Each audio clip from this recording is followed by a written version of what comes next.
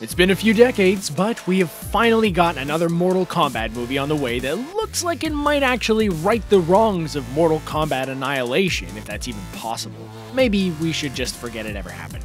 Either way, the new movie is set to release in less than a year, and the actors in it have been going all out to prepare for the fight scenes. There's CC Stringer as MILEENA, Josh Lawson as Kano, and Louis Ten as Kung Lao? While they're hard at work and you all are trying your best to wait, let's pass the time by looking back at some of the best characters to grace the franchise so far.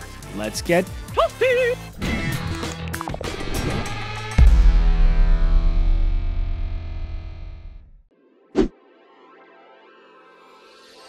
For the first entry on our list, we have the first boss in the first Mortal Kombat game.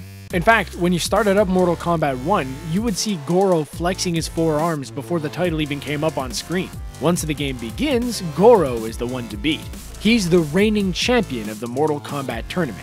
Of course, Liu Kang will beat him, but he returns in lots of other Mortal Kombat properties. One of which is his unforgettable role in the first Mortal Kombat movie where he fights Johnny Cage. To all the spectators, it looks like Goro will make mincemeat of the poor little human who seems like he just walked into the wrong movie. He looks straight out of Dirty Dancing. Let's dance. While Goro, with his 4 arms, 4 pecs, and bulging eyes, is the spitting image of a freaky orc from Lord of the Rings. But Goro makes a crucial mistake. He takes Johnny's sunglasses, crushes them, and throws them onto the ground. And then, this happens.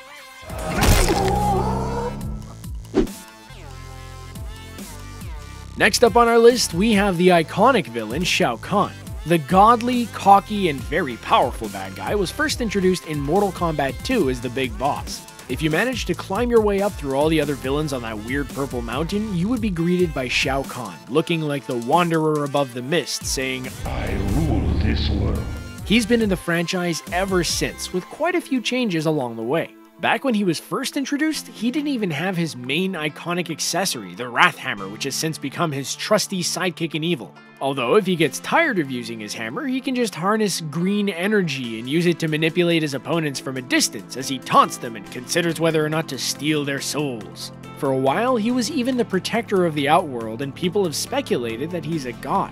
In other words, he's a bad dude. The only reason that Shao Kahn isn't higher up on this list is his appearance in the unfortunate Mortal Kombat Annihilation from 1997. The movie is not exactly critically acclaimed, and Shao Kahn, as the main villain, gets a lot of attention for the movie's failure. And although there is a lot wrong with the movie, he definitely has some very cheesy lines. As long as the portal remains open, your world becomes my world. Next up is another iconic soul stealer. Your soul is mine. Although he does have a taste for people's spirits, Tsung is so much more. In the beginning, in the very beginning actually, in Mortal Kombat 1, he is portrayed as the rotting corpse of a warlock who can assume the form of other characters and use their abilities. But after the first game, he was given a fresher look, especially in the movie, where he was played by the svelte Kari Hiroyuki Tagawa of Showdown in Little Tokyo fame. But throughout all the games, he's retained his main shape-shifting ability in order to trick his foes into being defeated so that he can eat their souls. But he doesn't just eat souls for fun. The reason for his cravings is that he needs to keep consuming souls in order to stay both strong and young. Otherwise, he'll turn back into that rotting bag of bones from the first game. He's also Shao Kahn's right-hand man, a title which allows him the freedom to roam through different realms and do his magical thing, consuming souls and staying young. But his anti-aging technique isn't as simple as eat soul, get younger. He can actually go both directions. Plus, the soul eating helps him gain enough power to harness both green energy and fireballs that he likes to shoot out of his hands.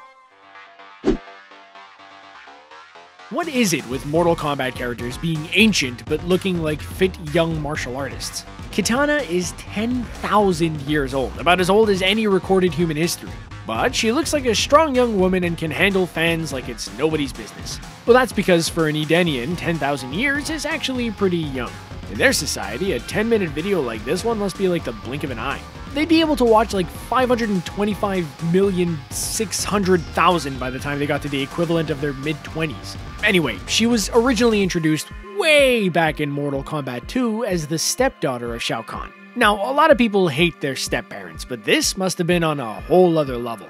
Even though she was technically on his side back then, she soon switched and eventually led an army into the Outworld against him. But although Kitana's a warrior, stepdad betrayer, and expert fan wielder, she's also got a softer side, which comes out in her relationship with Liu Kang.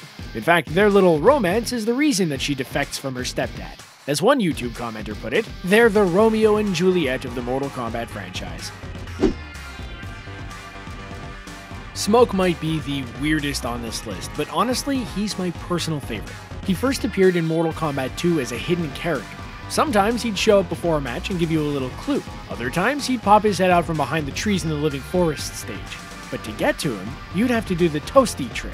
This takes a whole other bit of explaining for it to make any sense. Toasty became an inside joke between the people making the game. It caught on so much that it actually made its way into the game in the form of the game's sound designer, Dan Forden. If you delivered an especially good uppercut, his image would pop out of the corner and somebody, presumably him, would say Toasty in a jokey falsetto. Toasty! But this wasn't the end for Smoke, Dan, or Toasty. Toasty has been in pretty much every single Mortal Kombat game ever since in some form or another, with Dan appearing in quite a few. Smoke has also become a series mainstay. He's appeared in a lot of games up until the present day as a ninja-looking guy with long black hair, but also as a cyborg. But however he appears, he always got the best fatalities. One of his first ones was just plopping out a bunch of bombs and then blowing up the whole world, himself included. There are also a lot of Smoke-related ones where he fills his opponent with smoke and makes them explode from the inside.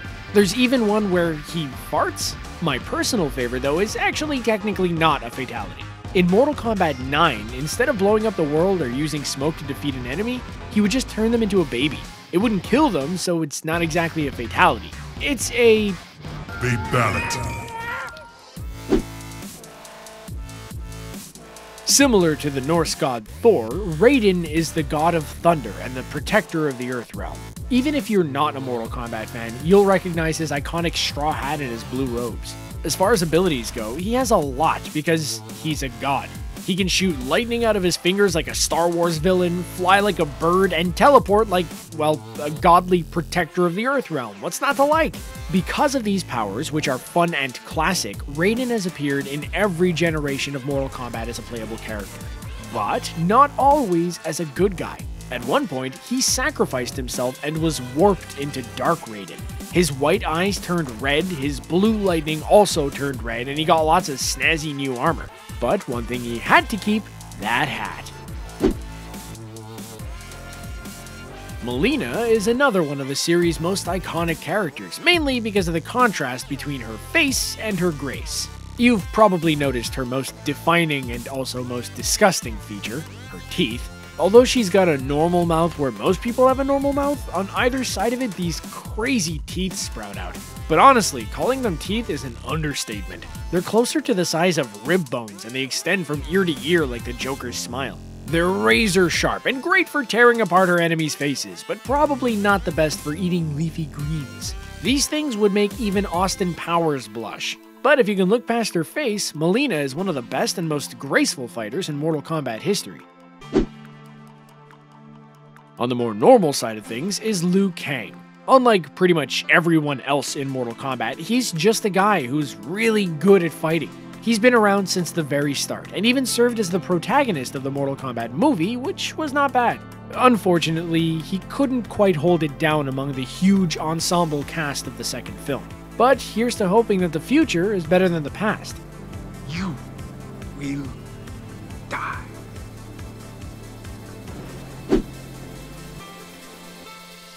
Sub-Zero has been the bane of many parents' existence for generations now. Ever since the 90s, when he started ripping off his enemies' heads and letting their spinal cords dangle to the ground, the stodgy old folks who want video games gone have been using him as ammunition. But to no avail. Sub-Zero hasn't gone anywhere and doesn't look like he will anytime soon. He'll be freezing his opponents and ripping off their heads for years to come. Also, he's not the best at acting normal when he's not in the middle of a fight. All tests are hard before they are easy. But as great as Sub-Zero is, his greatest enemy, Scorpion, has to be number one. he's got the best roster of moves, the most classic fatalities, and of course, the most iconic catchphrase in the history of video games. Get over here! So how do you feel about our top 10? Were there any snubs? Could anyone have been placed higher up? If you disagree, don't hesitate to let us know in the comments. And when you're done, don't forget to subscribe to The Binger for more. See you next time.